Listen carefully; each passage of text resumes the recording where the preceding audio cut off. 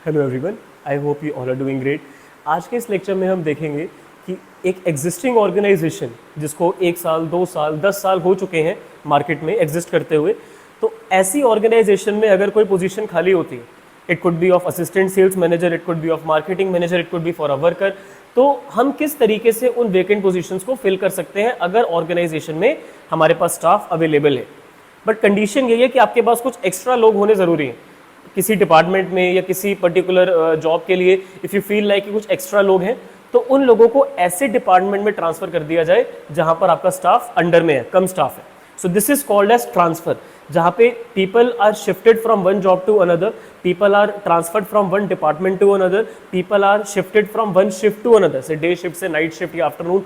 तो इसमें जॉब का जो डेजिग्नेशन है उसमें ज़्यादा चेंज नहीं आएगा, आपके स्टेटस में ज़्यादा चेंज नहीं आता, आपके पेमेंट में ज़्यादा चेंज नहीं आता। ये एक तरीके से ना हॉरिजॉन्टल मूवमेंट है। हॉरिजॉन्टल मूवमेंट समझते हो? लैटर मतलब सीधा, आप ऊपर नहीं जा रहे हो, प्रमोशन नहीं हो रहा कि आप सबऑर्डिनेट से सुपीरियर बन रहे हो। ट्रांसफर में आप एक लेवल से मतलब एक ही लेवल पर हो एंड सेम लेवल पर आप मूव हो रहे हो, लेफ्ट राइट हो रहे हो। तो this is horizontal movement which is called as transfer without much change in status and pay in the organization.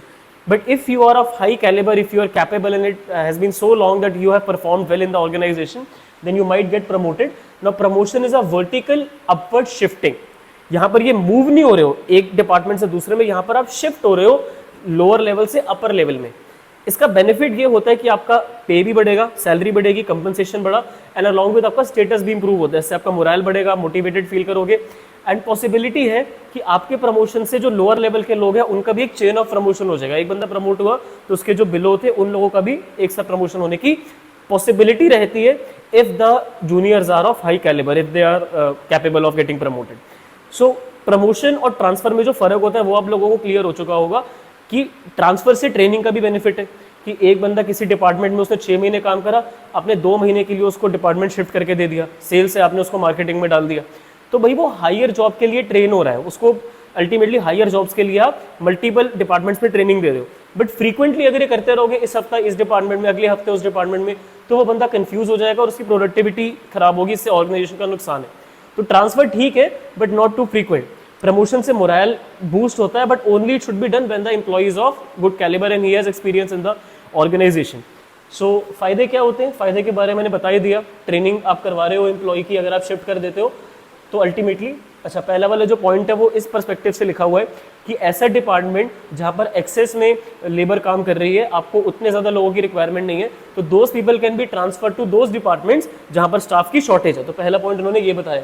दूसरे पॉइंट में दे हैव सेड कि आपकी सिलेक्शन और प्लेसमेंट में बड़ी आसानी होगी। अब ना आपको इन लोगों का इंटरव्यू कंडक्ट करना है, ना आप लोगों को कोई टेस्ट कंडक्ट करने हैं, ना कोई मेडिकल एग्जामिनेशन, बिकॉज ये पुराने लोग हैं आपके यहाँ जो काम करते हुए आए हैं, तो इनको ट्रांसफर या प्रमोट करने से आपकी सिलेक्शन और प्लेसमेंट का काम आसान हो जाता है।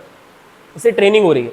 अभी जो मैंने स्टार्टिंग में ये देखकर बेनिफिट में बोल दिया था, यहाँ पर थर्ड पॉइंट में उन्होंने ट्रेनिंग को एक्सप्रेस करा है कि if an employee is getting transferred into different departments on rare basis, I am not saying कि it should be on frequent basis, आज यहाँ काम करो कल वहाँ, तो प्रोडक्टिविटी उसकी खराब हो जाएगी। So sometimes transfer will work as a tool of training in different department. जब उसको एक्सपोजर मिलेगा उसके करियर डेवलपमेंट के लिए बढ़िया बात है ना। प्रमोशन से साइकोलॉजिकली उसका मोरल बढ़ेगा, ठीक है, उसको और ज़्यादा अच्छा लगेगा ऑर्गेनाइजेशन में काम करते हुए, higher designation, so it's good, psychological impact अच्छा रहता है। एंड अलॉन्ग विद एक लेवल के प्रमोशन होने की वजह से जो लोअर लेवल के लोग हैं उनकी भी चेन ऑफ प्रमोशन की पॉसिबिलिटी आ जाती है। इंटरनली सस्ता पड़ता है, आपको ना न्यूज़पेपर में एडवर्टीजमेंट देना पड़ा, ना आपका ट्रेनिंग पे ज़्यादा खर्चा लगेगा, ना आपको कोई टेस्ट कंडक्ट कराने पड़े, तो इट्स वेरी रीजनेबल। बट नई ऑर्गेनाइजेशंस तो नहीं कर सकती ना, अभी जो न्यूली सेटअप हुई है, तो वही दिक्कत है कि जो नई ऑर्गेनाइजेशंस है they can not rely upon the internal sources, they have to go with the external. Rely मतलब क्या, वो कर ही नहीं सकते। इंटरनल अभी नई नई शुरू हुई है ना, कॉम्पिटिशन नहीं रहता लोगों में। अब सपोज करो 3 असिस्टेंट फाइनेंस मैनेजर थे, उनमें से एक असिस्टेंट का प्रमोशन हो गया, वो फाइनेंस मैनेजर बन गया, तो हो सकता है कि बाकी जो अब उसके जूनियर हैं वो उसके काफ़ी टाइम से काम कर रहे थे उसके साथ और they are known to each other, friends हैं, तो वो उसके ऑर्डर्स को उतना सीरियसली नहीं एक्सेप्ट करें। सो कंपटीशन नहीं है उनमें आपस में, एंड इससे अल्टीमेटली परफॉर्मेंस इफेक्ट होगी because of the social needs जो उनकी चल रही है ऑर्गेनाइजेशन में। एम्प्लॉयज़ में बिकम लेथर्जिक। अगर आप कैंडिडेट्स को बोलोगे कि 2 साल में प्रमोशन है और सैलरी भी उन्हें 2 साल तक ठीक ठाक दोगे, तो वो परफॉर्मेंस अपनी बहुत न्यूट्रल रखेंगे, दे will not be having a competitive spirit. Lethargic मतलब होता है लेजी, आलसी हो जाएंगे ऑर्गेनाइजेशन में, अपना 100% नहीं देंगे, ठीक है, अपने 70-80% कैपेबिलिटी के साथ काम करेंगे, आपकी ऑर्गेनाइजेशन का ये लॉस है। इसीलिए टाइम बाउंड प्रमोशन मत रखो, मेरिट बेस्ड प्रमोशन रखो, मतलब जितने अच्छा परफॉर्मेंस दोगे उतना जल्दी प्रमोशन मिलेगा। इंटरनल से अगर अलाइन करोगे तो बाहर से ब्लड आना बंद हो जाएगा और इनोवेशंस की पॉसिबिलिटीज कम हो जाएंगी। नया टैलेंट जब ऑर्गेनाइजेशन में आता है तो नए आइडियाज के साथ लोग आते हैं, इसीलिए आजकल की जो कंपनीज है वो कैंडिडेट्स को कॉलेज से हायर करना प्रेफर करती हैं, so that they can bring new ideas, they can be more productive to the organisation. नए लोग ही अगर आगे सजेशन देंगे, वो भी दिक्कत है, अगर आप सिर्फ नए लोगों पे रिलाई कर रहे हो तो उससे ऑर्गेनाइजेशन की स्टेबिलिटी हैम्पर होगी।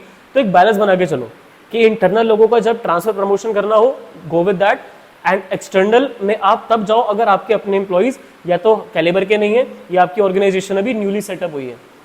बार बार ट्रांसफर करते रहोगे तो उससे फिर दिक्कत ये आ जाएगी कि एम्प्लॉइज किसी में स्पेशलाइज नहीं हो पाएंगे, क्योंकि आप उनको मल्टीपल डिपार्टमेंट्स में एक्सपोजर दे रहे हो, वो किसी भी डिपार्टमेंट का एक परमानेंट मेथड सीख ही नहीं पाएंगे कि किस तरीके से हम कॉस्ट सेविंग कर सकते हैं, किस तरीके से हम रिस्क ऑफ एक्सीडेंट्स को मिनिमाइज कर सकते हैं। They will not be able to learn these things, they will not be able to adapt if you will do frequent transfers of your employees. So that's why internal sources के अपने फायदे हैं, अपने नुकसान है, पैसे बच जाते हैं, ठीक है, ट्रेनिंग बढ़िया हो जाती है, चेन ऑफ प्रमोशन होने की पॉसिबिलिटी रहती है, बट अगेन नई ऑर्गेनाइजेशंस इसको इम्प्लीमेंट नहीं कर सकती हैं। Then at the same time अगर आप रेगुलरली करोगे तो उससे एम्प्लॉइज़ की प्रोडक्टिविटी अफेक्ट होगी, उनको कभी स्पेशलाइजेशन नहीं हो पाएगी। So that's it for transfer and promotion, internal sources of recruitment.